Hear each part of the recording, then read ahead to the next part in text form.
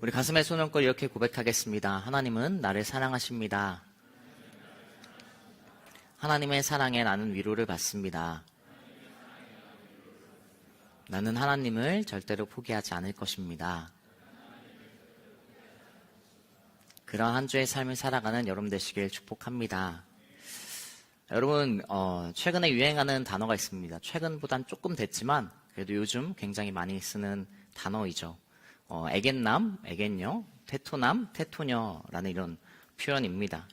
지난주에 조은강 목사님께서 오셔서 제가 이제 애견남 같다라고 이렇게 발언을 하셨는데 제가 바로 카톡을 하려고 했지만 참았습니다. 왜냐면 참는 자가 이기는 것이기 때문이죠.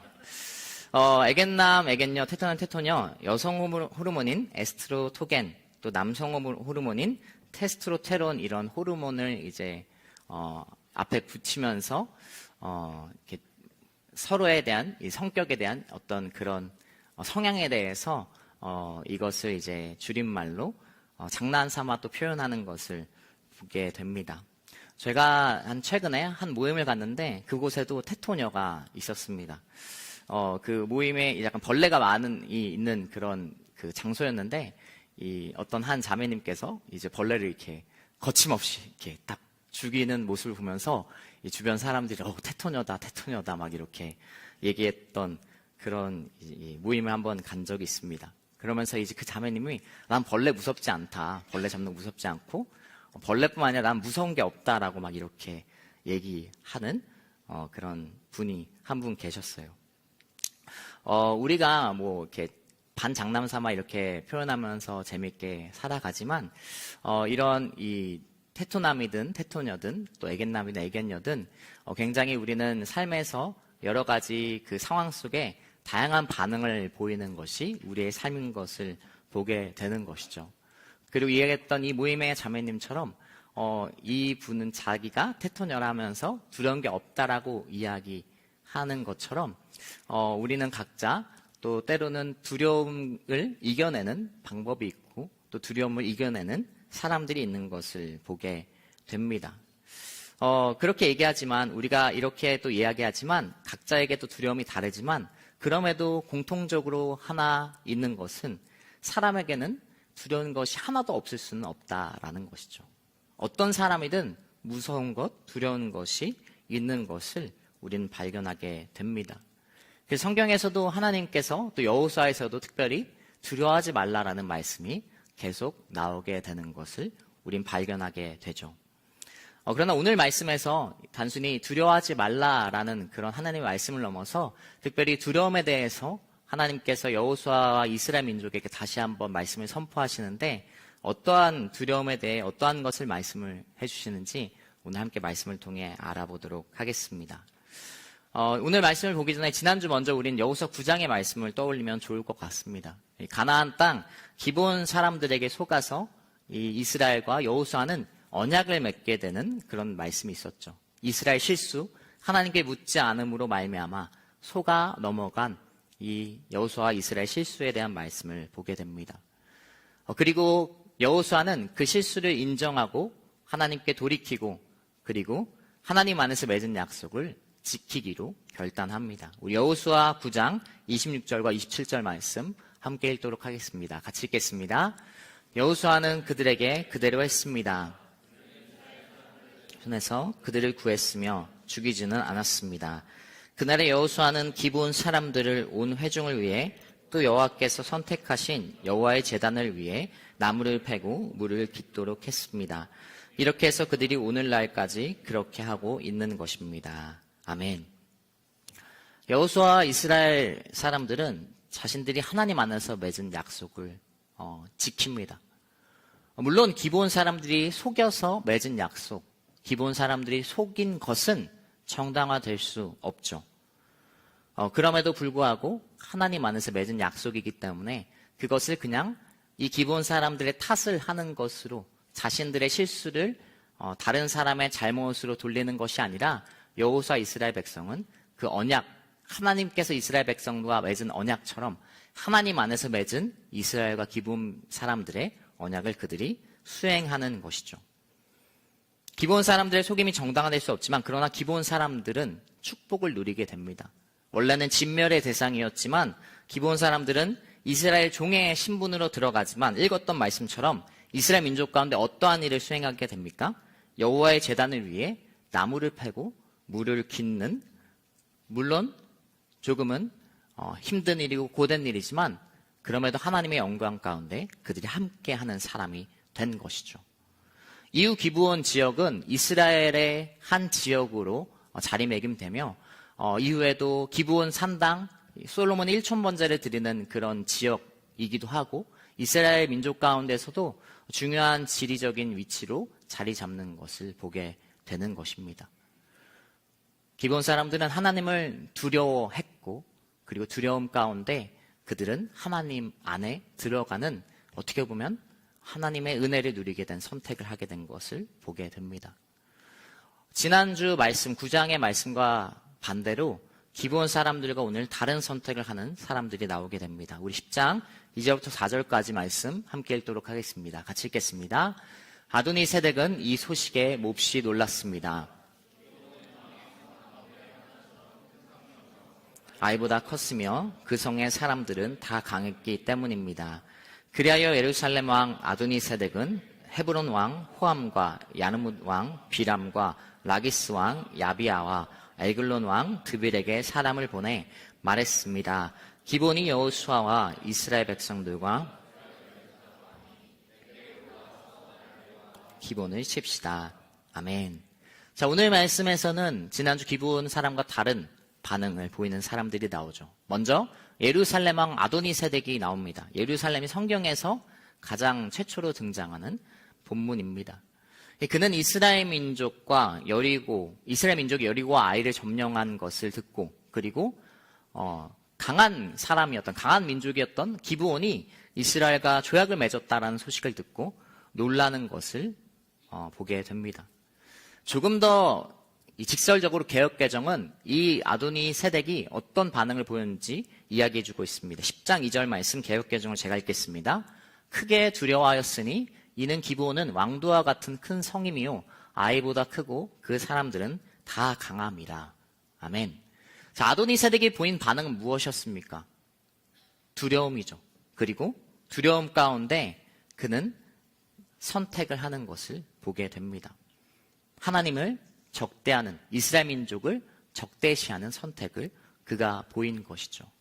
여러분, 오늘 말씀을 통해 첫 번째 먼저 깨달을 수 있는 것은 두려움은 사단에게 어울리는 것이라는 것을 보게 됩니다. 하나님을 대적하는 세력, 악한 세력에 어울리는 것이 바로 두려움이죠. 두려움에 떠는 것은 사단에게 어울리는 것입니다. 왜냐하면 두려움의 대상은 사단이 아니라 유일한 두려움의 대상은 하나님이기 때문에 그렇습니다. 하나님을 대적하는 사단은 두려울 수밖에 없죠. 사단에 대한 말씀을 기록한 성경을 보면 사단이 두려움의 행동을 너무나 잘 보여주는 것을 우리는 보게 돼요. 아도니 세덱이 하나님을 대적하는 그런 반응 속에 두려움 속에 나아갔던 것처럼 그리고 아모리 지역의 이제 5 왕의 연합을 그가 도모하는 것처럼 그는 자신뿐만 아닌 두려움 속에 다른 사람을 끌어들이는 것을 보게 됩니다. 여러분, 어렸을 때 생각해 봅시다. 어렸을 때 우리가 두려울 때는 언제입니까? 어렸을 때 내가 초등 시절에, 학창 시절에 두려울 때 여러 경우가 있겠지만 내가 무언가 잘못했을 때 당연 우리는 혼날까봐 집에서 학교에서 두려울 때가 많을 것입니다. 그런데 그런 두려움 때 우리가 하는 행동 중 대표적인 행동 중 하나는 무엇입니까? 나 혼자만 죽을 수 없다. 나 혼자만 혼날 수 없다라는 그러한 이런 성향이 우리 가운데 있는 것을 보게 되죠. 예를 들어 학교에서 제 기억 속에는 이렇게 점프해서 이렇게 놀이 중에 점프해서 등 타는 거. 말뚝박기 하다가 제가 말뚝박이 타다가 딱 걸려가지고 선생님께 혼난 적이 있습니다. 근데 제가 했던 행동 중 하나는 뭘까요? 쟤네도 같이 했어요. 라는, 그런 행동이었죠.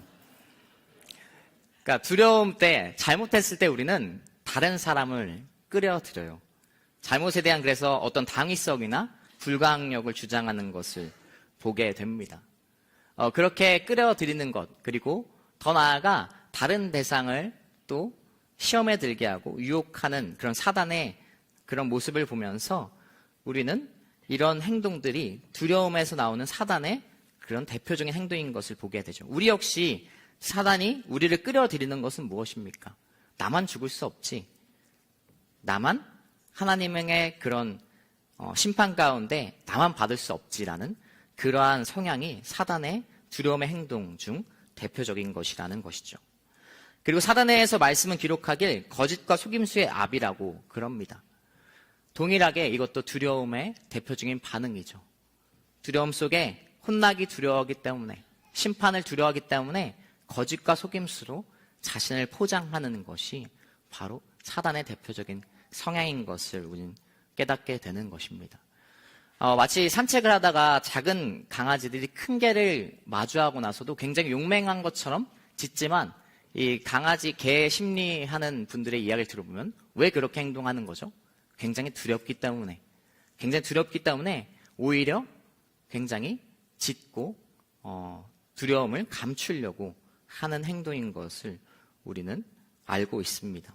그런 것처럼 하나님을 두려워하는 사단은 자신을 굉장히 감추려고 하고 속이려고 하고 그리고 우리가 그러한 성향을 갖도록 그리고 우리가 그 자기의 잘못을 함께 하도록 끌어들이는 모습인 것을 보게 되는 것이죠. 왜냐하면 두려워하고 있기 때문에 사단이 하나님을 두려워하기 때문에 그렇습니다. 두려움은 우리와 사실 어울리지 않아요. 사단에게 두려움이 어울리지 사실 하나님의 자녀에게 우리에게 두려움은 어울리는 단어가 아닙니다. 우리는 사단을 두려워할 필요가 없고 그리고 오히려 하나님을 경외하고 두려워하는 하나님의 자녀라는 것을 우리는 기억해야 돼요. 그러나 우리는 너무나 사단을 두려워합니다. 정확히는 사단이 사용하고 조종하는 세상의 힘과 권력과 물질이 우리의 두려움의 대상이 될 때가 너무나 빈번한 것을 깨닫게 됩니다.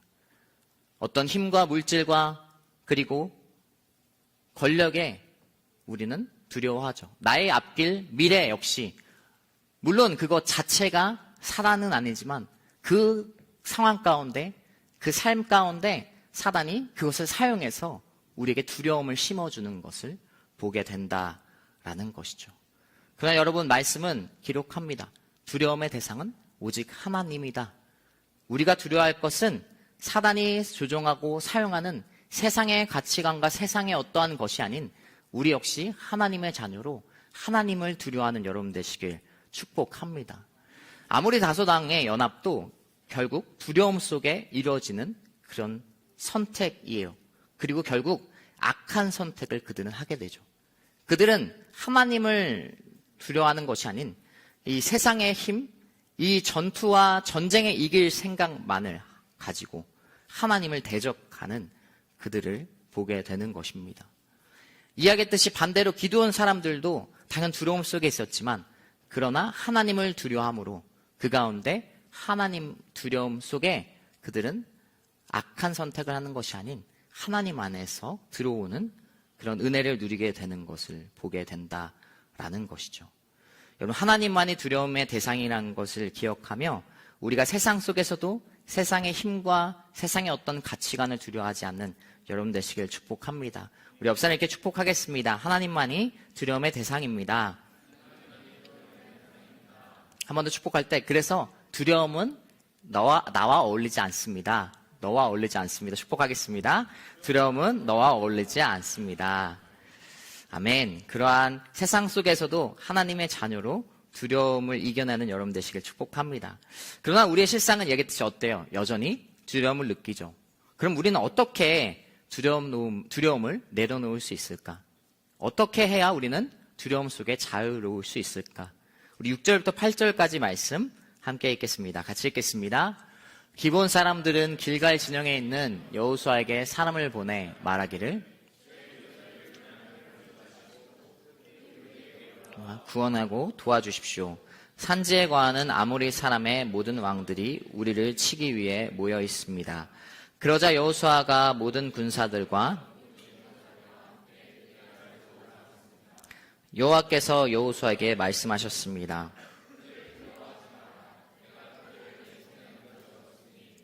가운데 아멘. 자, 기브온 사람들은 이제 5나라의 군대가 연합군이 자신들 쳐들어온다는 소식을 듣고 자신과의 조약을 맺은 이스라엘에게 SOS를 보냅니다. 이스라엘 입장을 생각해 보죠. 이스라엘 입장에서 5군대의 연합, 사실 쉽지 않은 적의 상태입니다. 그리고 이야기했지만 기브온 사람들과 물론 조약을 맺었지만 속임을 당했잖아요. 물론 그들과 함께 한다고 했지만 어느 정도의 사실 뭐랄까요, 좋지 않은 그런 생각, 감정이 충분히 들 수 있는 그러한 이 기브온 사람들의 관계였습니다. 쉽지 않은 그러한 그 적군과의 전투 가운데 아마도 이스라엘과 여호수아에게도 두려움이 찾아왔을 것입니다. 그래서 8절에도 그들을 두려워하지 말라 하나님께서 말씀하시죠. 세상의 힘과 전투 그 가운데 너희는 세상의 어떤 인원, 사람으로 결정되는 그런 세상에서의 보이는 그런 힘만으로 판단하는 것이 아니라 하나님께서 이렇게 말씀하십니다. 내가 그들을 너에게, 여호수아 너에게 그 손에 넘겨주었다라고 말씀은 기록하고 있어요. 우리가 두려움을 이겨낼 수 있는 이유 첫 번째는 무엇입니까? 전쟁은 주님의 것이기 때문에 그렇습니다. 하나님께서 여호수아에게 너에게 손을 넘겨주었다 이렇게 말씀하실 수 있는 이유는 무엇입니까? 하나님의 손에 있었기 때문이죠. 그 전쟁이 하나님의 손에 속한 것이기 때문에 자신에게 속한 것을 하나님께서 여호수아에게 주는 것을 말씀을 통해 보게 된다라는 것이죠. 이 전쟁은 이미 하나님의 손에 달려있던 것이었어요. 어떤 불분명하고 불확실하고 어떤 것이 어떻게 될지 모르는 것이 아니라 하나님께서 여호수아에게 두려워하지 말라라고 이야기하면서 그 두려워하지 않을 수 있는 이유는 내가 너에게 이 전쟁의 것을 주었다. 나의 것을 너에게 주었다라고 말씀하시기 때문에 그렇습니다.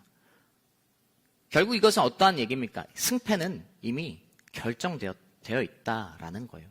하나님의 손에 이미 이 전쟁의 승패는 이미 결론이 지어져 있다라는 것입니다. 우리가 세상을 두려워하지 않을 수 있는 이유, 세상의 가치관과 사단이 이용하는 어떠한 그런 방법을 두려워하지 않는 불확실성과 확실하지 않은 나의 미래 속에도 두려워하지 않을 수 있는 이유는 무엇입니까? 이미 하나님께서 일하시고 그리고 하나님께서 이미 그것을 준비하시고 계획하시고 있기 때문에 그렇습니다. 더 나아가 때로 내가 사단의 유혹과 시험에 흔들릴지라도 그럼에도 불구하고 그것을 이겨낼 수 있는 이유는 하나님께서 이미 승리하셨기 때문에 그렇습니다. 여러분, 승패는 이미 결정되어 있어요. 전쟁은 이미 승리가 되어져 있습니다. 물론 국지전과 같은 게릴라와 같은 그러한 곳곳의 전투가 내 안에서 일어나지만 때론 내가 그것에 의해서 넘어지고 유혹에 무너지기도 하지만 그러나 절대적인 그 전쟁의 승패는 이미 결정되어 있다라는 거예요. 제가 한두 번 얘기했지만 이미 결과가 나온 경기는 쫄면서 하이라이트를 볼 필요가 없어요. 2002 월드컵의 이탈리아전, 대한민국의 이탈리아전을 기억하면서 한 골 먹고 90분까지 긴장된 상태에서 지금 볼 필요가 없죠. 왜냐하면 이미 우리나라가 연장전 가서 승리하는 것을 알고 있기 때문에 그렇습니다. 저와 동시대를 살았으니까 여러분 잘 아실 거라 생각합니다. 그런 것처럼 이미 전쟁은 주님의 것이기 때문에 우리가 두려워하지 않을 수 있는 이유가 된다라는 것입니다. 더 나아가 두 번째는 무엇입니까? 9절부터 11절까지 말씀 또 함께 읽도록 하겠습니다. 같이 읽겠습니다. 그리하여 여호수아가 길갈에서 밤새워 행군에 가서 불시에 그들에게 들이닥쳤습니다. 여호와께서는 이스라엘 앞에서 그들을 혼란에 빠뜨려 기본에서 그들을 대대적으로 사륙하셨고 베토론으로 올라가는 길을 쫓아 아세가와 막게다에 이르러 그들을 치셨습니다. 또 그들이 이스라엘 앞에서 도망쳐 베토론으로 내려가고 있을 때 여호와께서 거기서 아세가에 이르기까지 하늘에서 큰 우박을 내리셔서 그들이 죽었습니다. 우박에 맞아 죽은 사람이 이스라엘의 군사들의 칼에 죽은 사람보다 더 많았습니다. 아멘. 우리가 두려워하지 않을 수 있는 두 번째 이유, 하나님이 함께 하시기 때문입니다. 승패가 하나님께 달려있고 전쟁이 주님의 것이기 때문에 두려워하지 않을 수 있지만 더 나아가 하나님이 함께 하시기 때문에 이스라엘이 기본 사람들과 함께 싸워서 큰 민족을, 큰 승리를 거두지만 이 전쟁의 과정 가운데 하나님께서 친히 개입하시는 것을 보게 되는 것이죠. 그냥 여호수아에게 두려워하지 말라, 내가 너에게 이것을 주었다라고 이렇게 담대함을 주실 뿐만 아니라 직접 하나님께서 그 가운데 일하시고 함께 하시는 말씀이 선포되는 것을 보게 된다라는 것이죠. 10절에서 여호와께서 연합군에게 혼란을 주시고, 그리고 11절에 여호와께서 하늘에서 큰 우박을 내리셔서 그들을 치시는 것을 우리 말씀을 통해 읽었습니다. 우박에 맞아 죽은 사람이 이스라엘 칼에 맞은 사람보다 더 많았다라고 말씀은 기록하고 있어요. 여러분, 하나님께서 친히 일하시기 때문에 우리는 두려워할 필요가 없다라는 것입니다. 하나님이 함께 하시기 때문에 우리는 두려워할 필요가 없다라는 것이죠. 어떻게 보면 내 안에서 두려움이 커진다라는 것은 지금도 최근에도 앞으로의 삶 가운데 두려움이 계속 멈추는 것이 아니라 잦아드는 것이 아니라 계속 커진다라는 것은 하나님의 부재가 내 안에 커져간다라는 것과도 같은 이야기라는 거예요. 하나님의 부재가 커질수록 두려움 역시 같이 커지게 되는 것이죠. 하나님이 함께 하심을, 내가 아무리 부족해도 하나님은 능치 못함이 없는 자연과 우박과 여러 가지 우리가 생각에는 상상을 뛰어넘는 그 방법으로 하나님이 일하시는 것을 우리가 믿는다면 우리는 두려움을 떨쳐낼 수 있다라는 것입니다. 마가복음 4장 38절부터 40절까지 말씀 함께 읽도록 하겠습니다. 같이 읽겠습니다. 예수께서는 배 뒷부분에서 베개를 베고 주무시고 계셨습니다. 제자들이 예수를 껴며 말했습니다. 선생님, 저희가 빠져 죽게 됐는데 모른 척 하십니까? 예수께서 일어나서 바람을 꾸짖으시고 파도에게 명령하셨습니다. 고요하라, 잠잠하라. 그러자 바람이 멈추고 호수가 잔잔해졌습니다. 예수께서 제자들에게 말씀하셨습니다. 왜 그렇게 무서워하느냐? 아직도 믿음이 없느냐? 아멘. 여러분, 하나님이 함께 하시면, 주님이 함께 하시면 폭풍우 속에도, 거친 파도 속에도 우리는 두려워하지 않을 수 있는 거예요. 제자들은 함께 있음에도 주님께서 주무시고 부재한다고 생각했기 때문에 그들의 두려움이 계속 커지는 것을 보게 되죠. 그러나 예수님께서 기적을 행하시고 이렇게 말씀하십니다. 왜 그렇게 무서워하느냐? 왜 그렇게 두려워하느냐? 왜 아직도 믿음이 없느냐라고 말씀하고 계시다라는 거예요. 자연도 하나님 아래, 모든 만물을 창조하신 아래, 하나님 아래 있다라는 것을 우리는 기억해야 됩니다. 능치 못함이 없으신 하나님의 일하심을 붙들어야 됩니다. 그러면 우리는 그 순간부터 두려움이 점차 사라지는 것이죠. 그러한 두려움을 이겨내는 하나님의 일하심을 믿고 능치 못함이 없으신 하나님을 정말로 믿는 여러분 되시길 축복합니다. 여러분의 상황이 너무나 답답합니까? 정말로 해결할 수 있는 것이 없다라고 생각합니까? 나의 삶 가운데 이러한 위기, 어려움, 그리고 때로는 막막함 속에도 정말로 해결 방법이 없다라고 생각하십니까? 그러나 그 두려움 속에 여러분이 구해야 될 것은 하나님에 대한 믿음, 그리고 하나님은 능치 못함이 없으시다는 믿음입니다. 여러분 생각해 보세요. 오늘 말씀에서 이야기했지만 하나님이 함께 하시고 하나님이 직접 일하시잖아요. 그런데 우리가 조금 더 말씀에서 조금 더 이렇게 떨어져서 말씀을 보면 9절 읽었던 10절 말씀에 여호와께서 혼란을 빠뜨렸다라고 하잖아요. 이 5 연합군에게. 그리고 11절에도 하늘에서 큰 우박을 내리셨다라고 이야기하잖아요. 이스라엘과 여호수아가 이것을 하나님의 행하심으로 일하심으로 믿음으로 고백하는 것은 어떤 이유입니까? 그것이 하나님의 일하심을 그들이 믿기 때문이죠. 정확히 말하면 여러분, 하나님께서 우박을 내리실 때 기술명을 말씀하시면서 우박아 떨어져라, 우박 떨어뜨리기 이렇게 말씀하시면서 기적을 행하시나요? 아니죠. 그렇지 않습니다.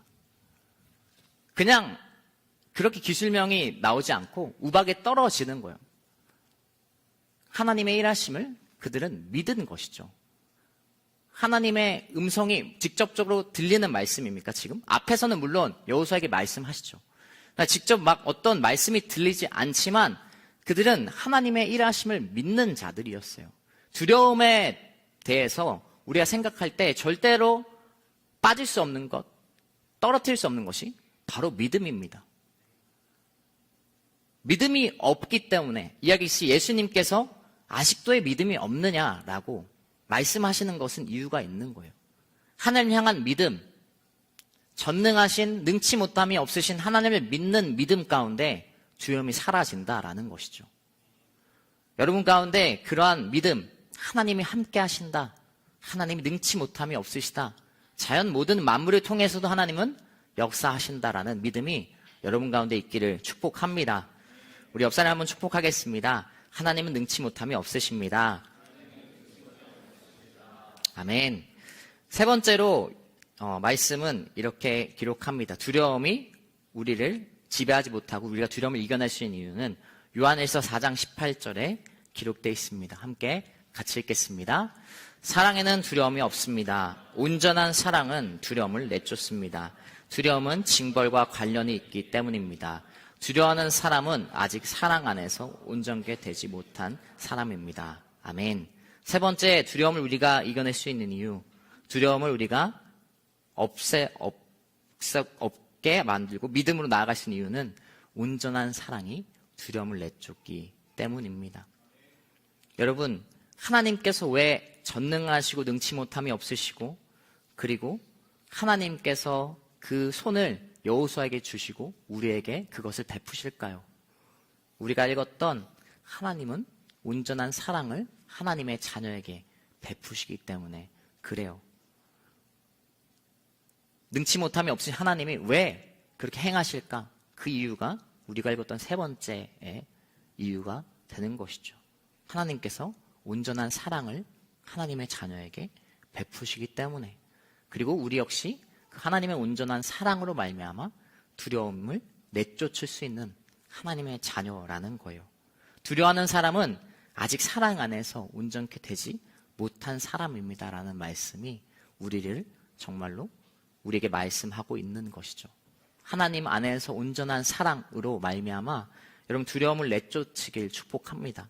아까 얘기했지만 여러분 부모에게 어렸을 때 혼이 나는 것이 무섭고 내가 잘못했을 때 두렵지만 그럼에도 우린 도망가지 않잖아요. 내가 잘못했네, 집에 안 들어가겠다 이러지 않잖아요. 어렸을 때 집에 들어가잖아요. 왜냐하면 부모가 나를 사랑하는 것을 알기 때문에 그렇습니다. 내가 잘못했음에도, 내가 부족하고 연약함에도, 때로는 유혹과 시험에 넘어질지라도 두려워하지 않는 것은, 그리고 세상 속에서도 세상의 거친 유혹과 시험, 사단이 우리에게 주는 그 두려움 속에서도 우리가 그것을 이겨낼 수 있는 이유는 하나님께서, 우리의 부모 되시고 아버지 된 하나님께서 우리 지키시고 사랑하시기 때문에 그렇다라는 거예요. 그 온전한 사랑이, 나를 온전히 사랑한 주님께서 나와 함께 하십니다. 만물을 주관하시고 해와 달과 바람과 파도 모든 것을 다스리시는 아버지 되신 하나님께서 나를 사랑하신다라는 거예요. 그 사랑으로, 온전한 사랑으로 두려움을 이겨내는, 두려움을 떨쳐버리는 여러분 되시길 축복합니다. 그러면 두려움을 내려놓고 이 온전한 사랑을 가진 사람은 어떻게 살아가게 됩니까? 두려움이 없는 사람은 어떻게 살아갈 수 있습니까?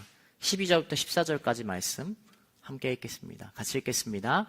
여호와께서 아모리 사람을 이스라엘에 넘겨주신 그날에 여호수아는 이스라엘 보는 앞에서 여호와께 말했습니다.